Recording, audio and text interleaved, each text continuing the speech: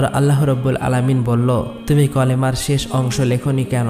কলম ভয়ে কাঁপতে কাঁপতে বলল, হে আমার রব, আপনি পাক পবিত্র, আপনি এক অদ্বিতীয়, আল্লাহ ছাড়া তো কোনো উপাস্য নেই। এই নামের শেষে কোন নাম লিখব আমার তা সাহস হচ্ছিল না, আমার তা জানা ছিল না। তখন আল্লাহ রব্বুল আলামিন বলল, হে কলম, লা ইলাহা ইল্লাল্লাহ, এরপরে আমার একান্ত বন্ধু প্রিয় হাবিব মুহাম্মদুর রাসূলুল্লাহ এই নাম লেখো, অর্থাৎ লেখো লা ইলাহা ইল্লাল্লাহু মুহাম্মদুর রাসূলুল্লাহ। এই কথা শুনে কলম কয়েকশো বছর এই নাম লিখতে লাগলো।